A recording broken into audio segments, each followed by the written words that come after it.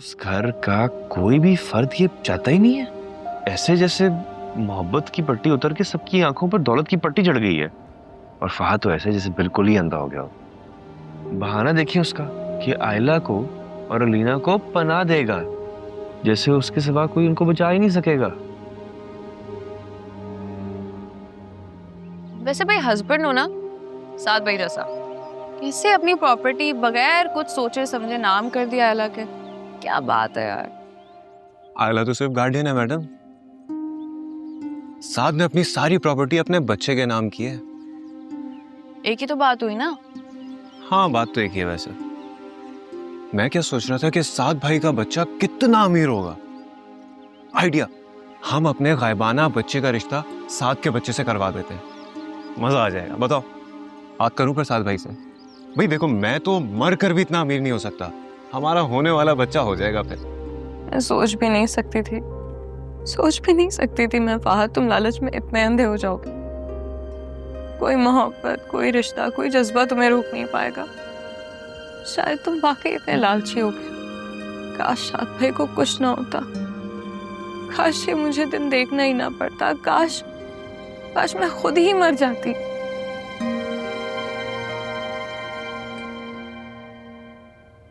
जीनिया कहाँ है? काफी देर हो गई, नजर नहीं आ रही। कमरे में होगी अम्मी। क्या कहना है आपने उसे? क्या कहूँ बेटा उसे, सुनती ही कब है वो किसी की। अस्मा भाभी का फोन आया था, बता रही थी कि कल जीनिया उनकी तरफ गई थी और फहद और हफ्सा से काफी बदतमीजी करके आई है। बेटा क्या सोचेगी हमारे बारे में, उसका क्या रिएक्शन होगा, सोचा है तुमने?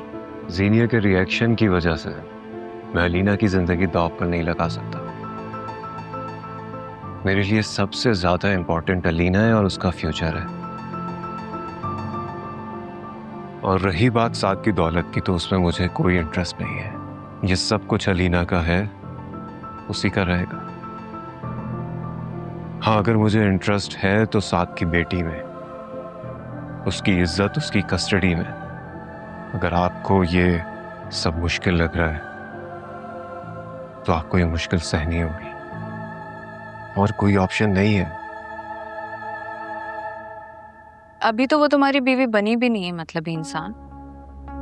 अभी से उसकी बेबसी का फायदा उठाने के चक्कर में सिर्फ उसकी दौलत के लिए। सीनिया, कंट्रोल योरसेल्फ। आइंदा अपने मुंह से मेरा नाम मत लेना, वरना हलक से ये जुबान खींच के निकालूंगी मैं। क्यों? सिर्फ जबान ही क्यों, एक ही बार जान ले लो ना मेरी, ताकि तुम्हें तसल्ली हो जाए, क्योंकि अब तुम्हें मेरी बात पर कभी यकीन नहीं होगा। फहद,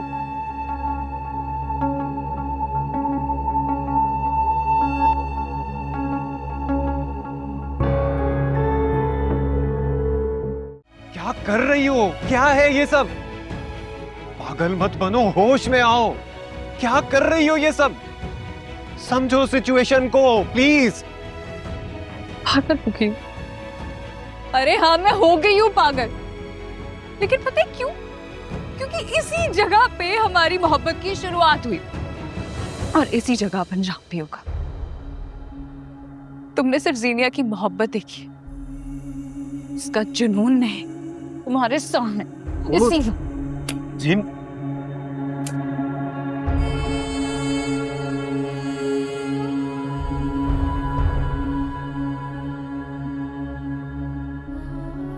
संभालो इसको, दिमाग खराब हो गया इसका। क्या हो गया है तुम्हें?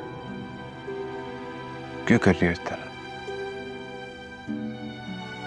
तो इतनी पागल तो कभी नहीं थी, इसे कैसे कर सकते हो तुम?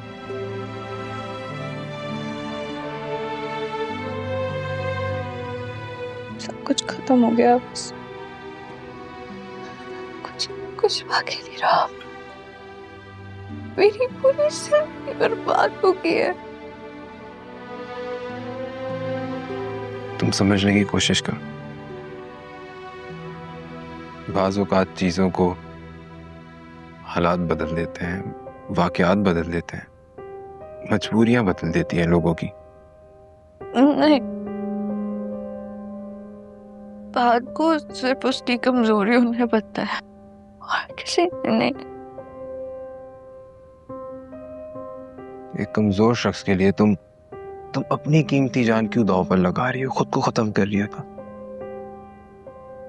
क्यों कर रही हो खुद पे इतना बड़ा सा?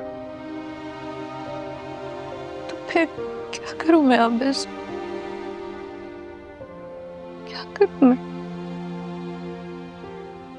तुम्हें बताओ मैं क्या करूं?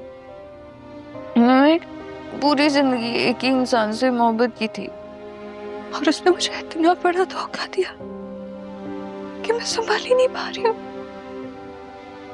मुझे कुछ अच्छा ही नहीं लग रहा, ना अपना आप, ना ये घर, ना ये रिश्ते, कुछ भी अच्छा नहीं लग रहा मुझे।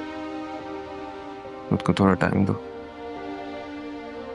उसके बाद देखना सब पहले जैसा हो जाएगा, सब ठीक हो जाएगा। Trust me. कुछ ठीक नहीं होगा, मैं जानती हूँ कुछ ठीक नहीं होगा। सब खत्म हो गया ऑलरेडी। ठीक है। तुमने सिर्फ मेरी मोहब्बत देखी है फहद, अब तुम मेरी नफरत देखोगे। लेकर पाला है ना उसे, फिर भी इतना एतमाद है उस पर कि मना नहीं करेगा। और सगी बेटी, उस पर तो कभी आपने यकीन ही नहीं किया ना। वो तो सबसे बुरी है दुनिया में, है ना? कभी बात मानती ही नहीं। ऐसी बात नहीं है सिनिया बेटा। मुझे पता है कैसी बात है। आबिस पर तो यकीन था ना, कितने आराम से कह दिया कि वो हाँ राजी हो जाएगा। अरे मुझसे कहकर तो देखते, मैं भी राजी हो जाती। हाँ तैयार हूं मैं शादी के लिए, लेकिन मेरी एक शर्त, इस घर में निकाह होंगे तो 2 होंगे और एक ही दिन होंगे, वरना एक भी निकाह नहीं होगा।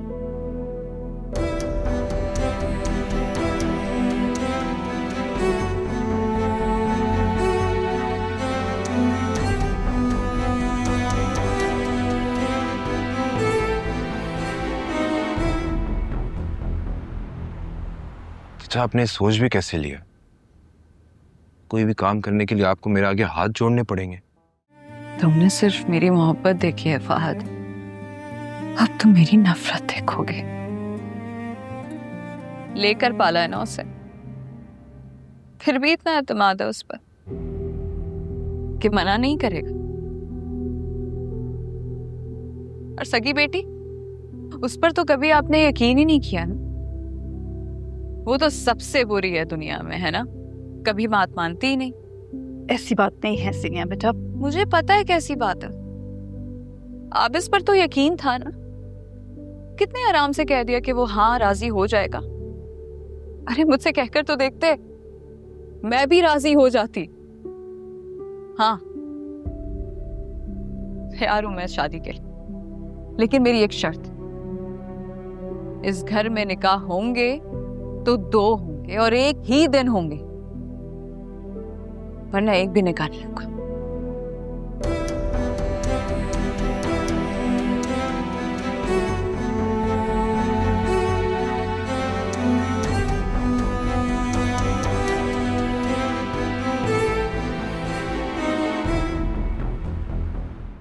खुश हो आप? तुम्हारी इतनी बड़ी ख्वाहिश पूरी हुई है।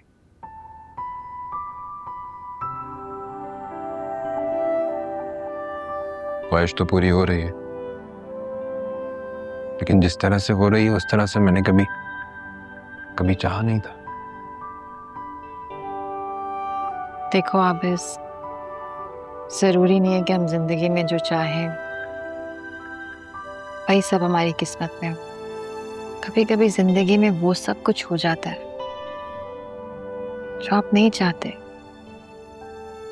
जिसके बारे में आपने सोचा भी नहीं होता, कभी चाहा भी नहीं होता, लेकिन जिंदगी है, जो कुछ हो रहा होता है उसे कबूल करना पड़ता है। नाइला, आप हिम्मत रखें, अल्लाह ताला सब ठीक कर देगा, तो आपके साथ है।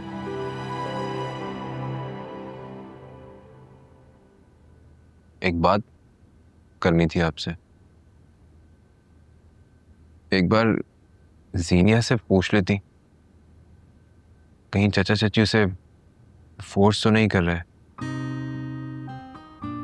जीनिया पर किसी किस्म का भी दबाव मुझसे बर्दाश्त नहीं होगा।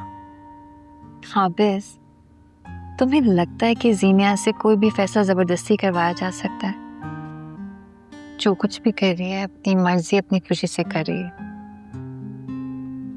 जीनिया मैं नहीं हूं, उसे अपने हक में आवाज उठाना आता है। दलील ना भी दे सके, लड़ना जानती है। इसी बात का तो कंफ्यूजन है सारा। वो भला मुझ जैसे शख्स से कैसे शादी कर सकती है, वो भी खुद से। बस क्या मतलब तुम जैसा शख्स? देखो खुद को अच्छे खास से हो। क्या बुराई है तुम्हें, मुझे बताओ।